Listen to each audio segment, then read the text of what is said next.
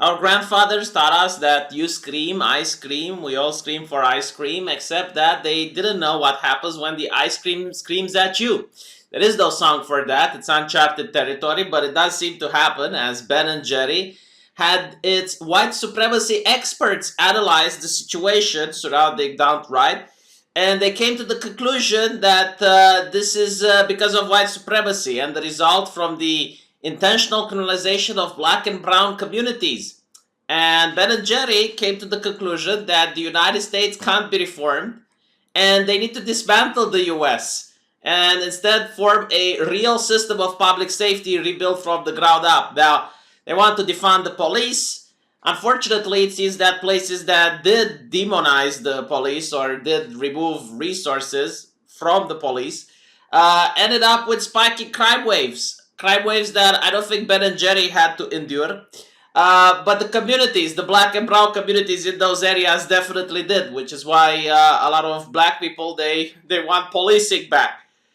But that doesn't matter because Ben and Jerry, they're a very progressive company and they want to change the world. I mean, they got even a program on their website where they accuse you of killing people, right? It says silence is not an option, white supremacy kills, and therefore if you're silent, you connect the dots. They're also calling for legislation. They call upon Congress to pass H-40 legislation that would create a commission to study the effects of slavery and discrimination.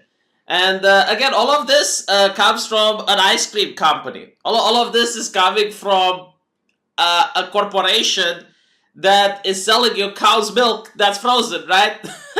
But not only that, it's kind of funny because the more progressive a company is, the more expensive it's like. Ben and Jerry ice cream is probably one of the most expensive ice creams out there, which obviously is exclusionary, right? Not very inclusive for people who can't afford it, but it's perfect for the people that like the progressive ideology.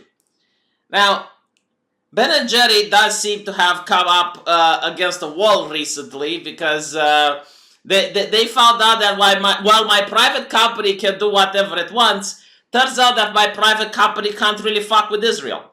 You see, in the United States, back in the day, a lot of Islamic nations which had the monopoly on oil at the time were boycotting US companies that would deal with Israel.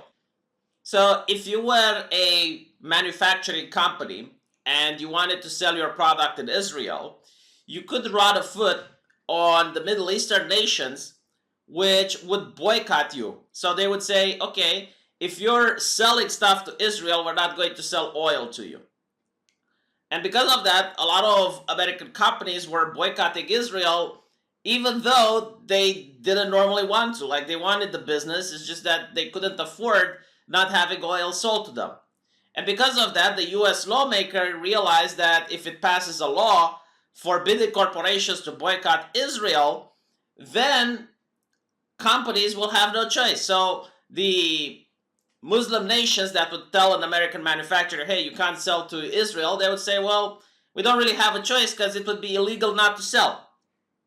And this created a problem for the Middle Eastern nations because they still needed manufacturing companies to buy their oil, so they couldn't keep up with this demand.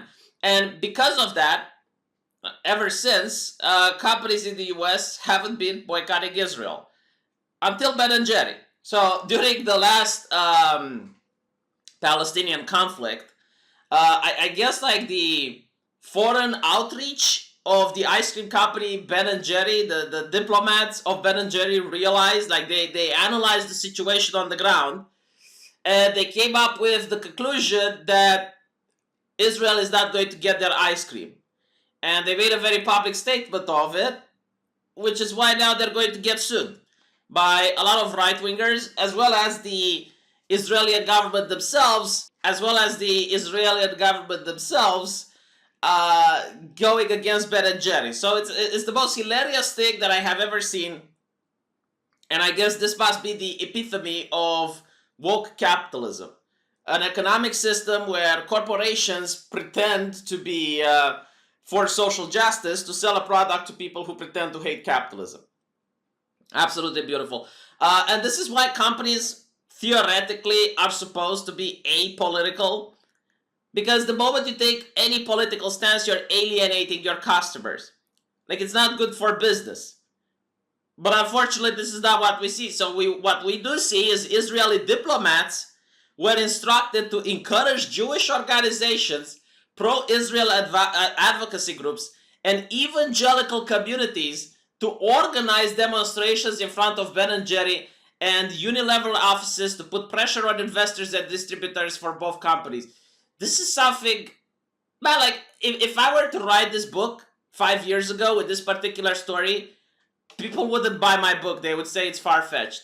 You know, I would have EFAP, I would have Mahler and Rags go about how unbelievable my story is, how bad the story that I have written is, right? Like, that's what would happen. Like, that's what would have happened 5 years ago. Now is just another Tuesday. The foreign ministry also asked the diplomats to push for public statements condemning companies and encourage public protests in media and directly with key executives in both companies. And by the way, I would encourage right-wing groups like conservative groups, look what Israel is doing, right? They're not saying, oh, it's just an ice cream company.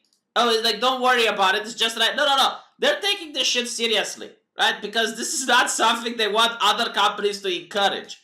And this is the correct way in woke capitalism. In normal capitalism, this should not be the way. In normal capitalism, it should be what Ben Shapiro is saying, right? Ben and Jerry are awfully political, but they make great ice cream, so I'm not a vindictive asshole, right? That's the first thing. That's normal capitalism. We don't live in normal capitalism. We live in woke capitalism. In woke capitalism, you vote with your wallet. When you buy Ben & Jerry ice cream, you not only support the manufacturing of Ben & Jerry ice cream and the people working there, no, you support Ben & Jerry foreign political ideology. You support Ben & Jerry domestic political ideology. Like, you're literally giving money to political groups. Now, if you do agree with those groups, then by all means buy more Ben & Jerry. But if you do disagree with them, then stop buying Ben & Jerry. It's very simple. Now, a lot of people are pointing out that, hold on a little bit, isn't Ben Shapiro a hypocrite? Now, there have been a lot of issues where you can call Ben Shapiro a hypocrite. I seen him flip-flop on an issue, but come on, like, he made this statement in 2012. I think it's reasonable to assume that in a 10-year period, people are allowed to change their mind. Not to mention, back in 2012, corporations didn't act like this. So if you see like one company just being a little bit crazy, being a little bit off, you're like, okay, you know, given the hindsight, that was a mistake. Given the hindsight, if people would have acted in 2012 against this shit, it could have been stopped. But at the time, no one knew, because like, this was out of the ordinary. This was just bizarre and bewildering. So yeah, now the correct way is to say, I won't be eating any more of your ice cream. It reminds me when Ben Shapiro went and bought a plank from a hardware store in order to support the hardware store who also took a controversial political stance that was more conservative in nature. So yeah, I mean, this is the world we live in. You don't need to like Ben Shapiro in order to agree that what he is doing is what every single person should be doing. When a company is promoting politics you agree with, you need to shop from there. When a company isn't promoting things you like, then you should stop shopping from there. The quality of the product isn't now the only thing that you should consider. What you should consider is that you live in a woke capitalist society, and this is the situation. It's unfortunate, but it's true. You know, now, I don't know if this will work, but what I do know is that at least it's fighting back. And Ben & Jerry obviously isn't the only problem. Like, there's many corporations like Ben & Jerry that, you know, they're selling something that has nothing to do with politics, but I guess, like, they need to have their own political outreach programs now, their own, foreign affairs department, where you need to go on a company's website, like on an ice cream website, just to see what foreign and domestic affairs they are preaching, so that you should know if you should or shouldn't support the company. So yeah, Ben & Jerry. I've never ate this ice cream. I understand, like, it comes in various flavors.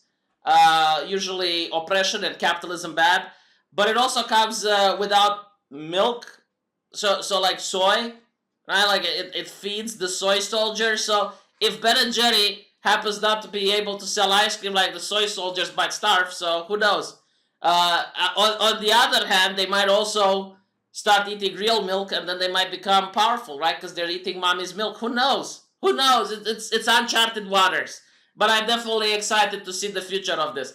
Let me know what you guys think, and I'll see you in the next video. Take care.